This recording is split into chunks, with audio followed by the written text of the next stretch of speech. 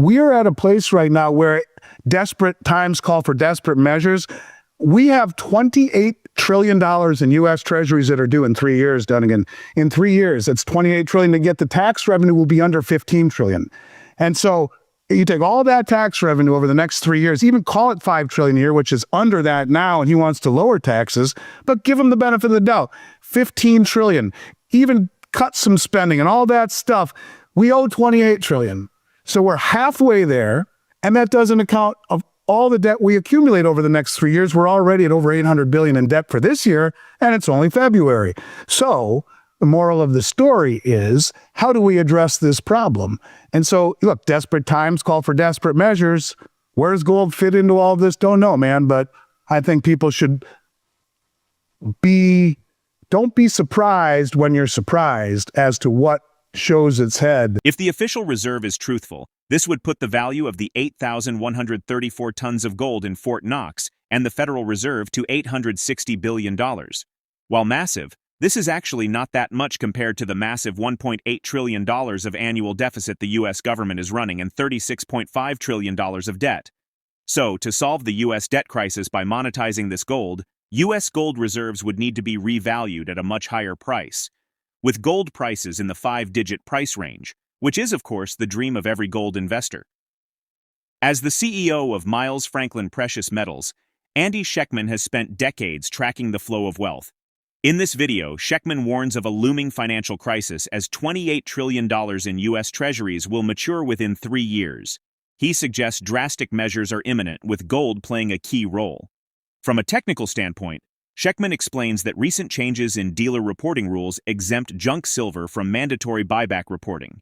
He underscores the physical metal accumulation by major investors while the public remains unaware. Schectman highlights an LBMA gold shortage, with only 36 million ounces available against 380 million in contracts. Over the past few weeks, financial markets have experienced an unprecedented widening of spreads between spot and futures prices for both gold and silver. For years, the LBMA and COMEX have maintained the illusion that paper metal could be redeemed for physical metal, with the U.S. increasingly pulling physical supply off the market. If just a small amount of paper metal holders start demanding physical delivery, the entire structure of the paper markets will collapse. More than 6,000 tons of gold are traded in London every day, while the LBMA Bullion Bank Reserve is only 100 tons. This means that over a year, 15,000 times more gold is traded than is physically present in the vault. To assess potential signs of stress in the gold market, Schectman asked AI for signs of an LBMA breakdown, which included widening gold spreads, delivery delays, and soaring lease rates, all currently happening. Now, we present the clips of AndySchectman's insights from their recent interview. Before we continue to discuss this, please subscribe to our channel and activate the bell icon for timely updates. They changed the law recently on reportability, dealer reportability on buyback of junk silver. Dimes, quarters, and half dollars used to be reported my whole career if you sold back 1,000 face or more. Not anymore. It has to be sufficient enough to be able to cover or to satisfy delivery on a COMEX contract. Junk silver does not qualify like a kilo of silver bar would, or a 100-ounce silver bar, or a 1,000-ounce silver bar. And so they pulled it out of reportability in terms of requirements by the dealer. None of this takes away the client's obligation to do the reporting. It just means we won't do it on their behalf.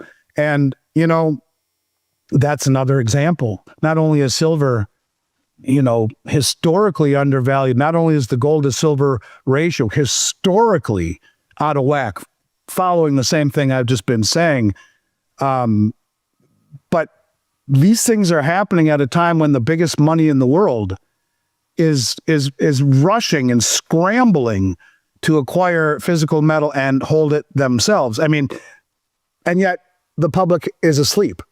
I've never seen an environment like this ever. The things that are happening on COMEX and the LBMA, it's unbelievable. And it's almost as if this giant Ponzi scheme of rehypothecated gold and silver. I asked AI, what would be signs of the LBMA breaking? The first thing that said was widening divergence between paper and physical gold prices in indicating delivery stress. Well, it was at $82 an ounce difference. I don't know what it is now, maybe 30.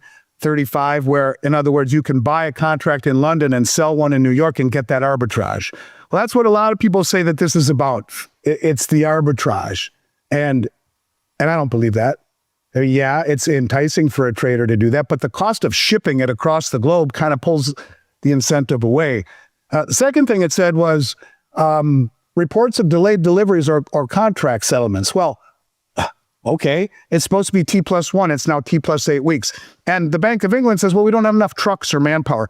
Really? You don't have enough trucks and you're the Bank of England, right? You couldn't just go rent every truck from Ryder and U-Haul and whoever the hell you have to rent it from in London to do this?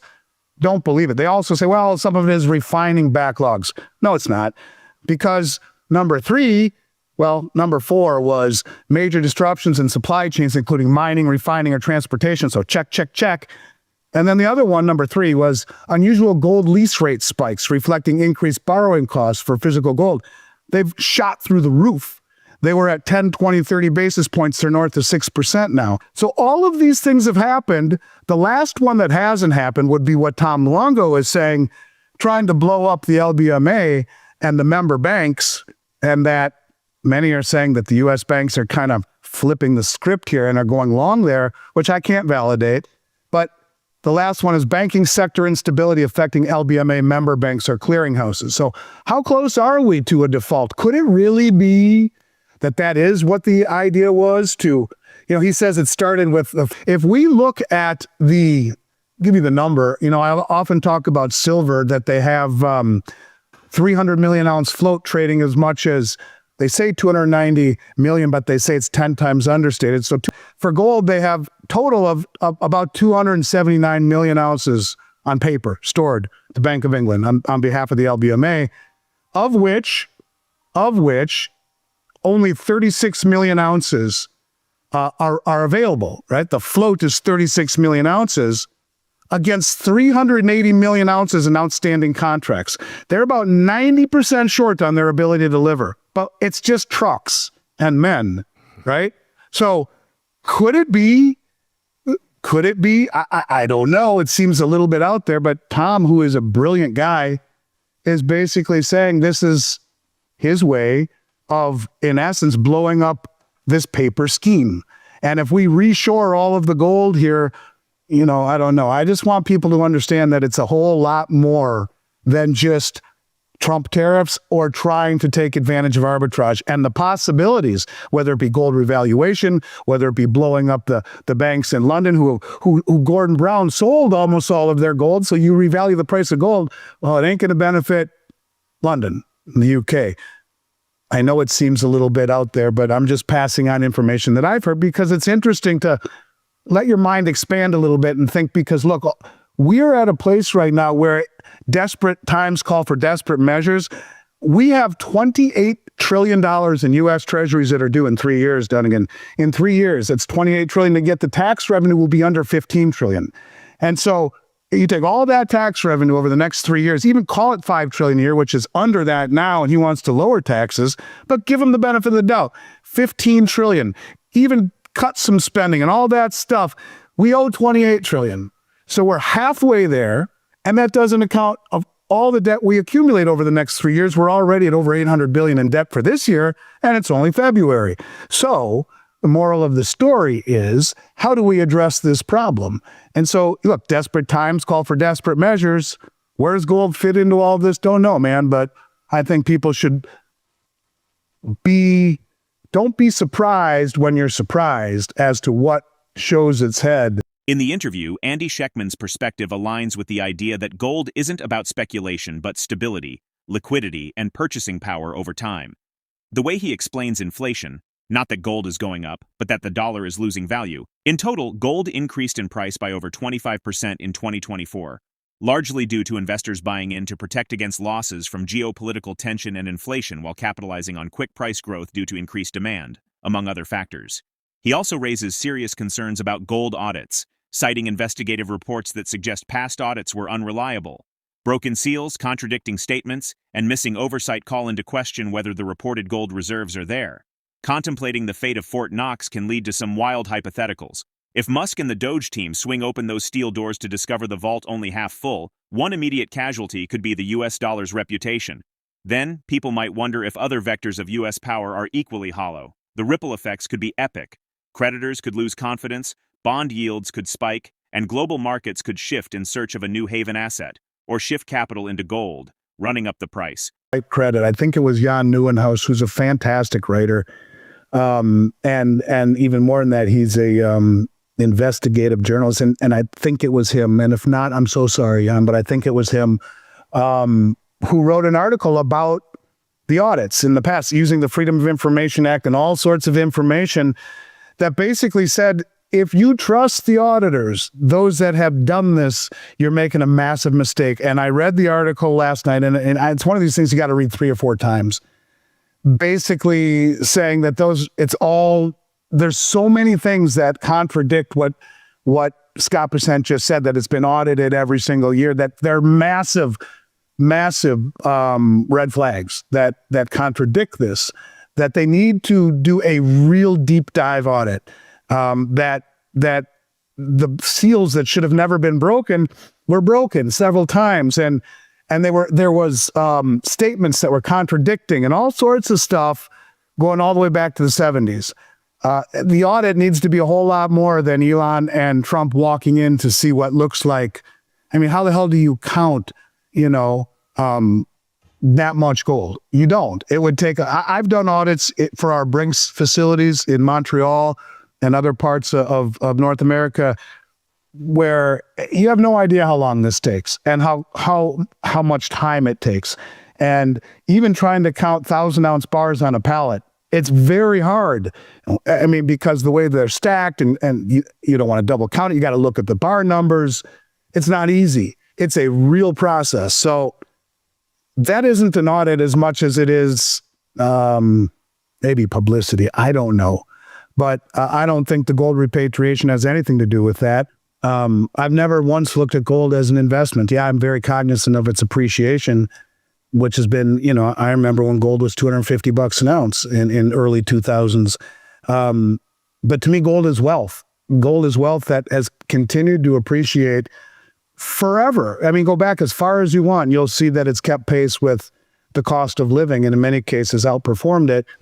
To me, that's what it is. It's wealth that if you need to use, you're darn glad you have it. And too many people focus on gold as an emergency hedge, as a catastrophe hedge, as the sky is falling hedge. Sure, I mean, I guess you could say it does that too. But to me, it's wealth outside the system that is private, that I can give to my kids if I don't need to use it. And if I do need it, I'm darn glad I have it. And in an environment where not only are we lied to about inflation and money creation, as we're told it's 3-point-whatever% now, but John Williams would say put an 8 in front of that.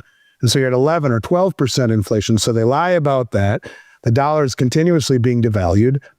And in a world of over-leveraged, undercapitalized banks, in a world of inflation and dollar debasement, that's what gold is. It's wealth, and it's there when you need it. It's immediately liquid, and it's universal. So I can't think of a better explanation of why to hold it. The only caveat I would say is that when someone calls me and says, look, I'm buying a house in 8 months, should I do this? I typically say no, because there's too many variables. I would say buy a 6-month treasury right through treasurydirect.gov and remove all of that risk.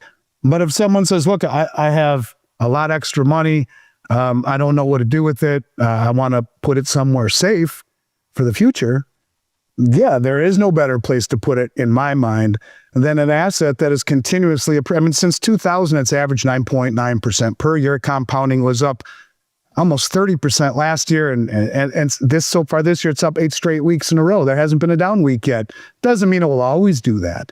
It just means that what gold is a vehicle to maintain your standard of living. And we can go back to, 30s with Roosevelt, go back to Roman times, and there's always those analogies, and they are true. You go back to the 70s, in 1971 with $35 gold right when he closed the gold window, a 100-ounce, COMEX gold. Look at a 400-ounce gold bar from London in 1971 would have been, what, $14,000. And today, with gold at 29.51, did gold go up or did the dollar lose all of its value? And I say, in 1963, when my dad graduated college, he was making under $6,000 a year. And he said, your mother and I could live comfortably on that. Just the two of us. We were married then, he said. Well, how the hell does anyone live on $6,000 a year? Well, back then you could. Did the dollar or did the cost of living go up or did the dollar go down? I mean, so in essence, what this is insidious continual inflation eroding the value of the dollar. And gold finds a way somehow to maintain your standard of living, in some cases accentuate it. So you don't buy gold to become wealthy, you buy it because it is wealth. Better than holding it in a bank these days, that's for darn sure. Gold prices advanced amid safe haven demand triggered by renewed U.S. trade policy concerns and geopolitical tensions. If a true independent audit of U.S. gold reserves revealed a significant shortfall, how would it impact global confidence in the dollar and the broader financial system? Drop your thoughts in the comment section below. If you find this video informative, don't forget to support our channel and turn on notifications to stay informed about our latest videos. See you in the following video.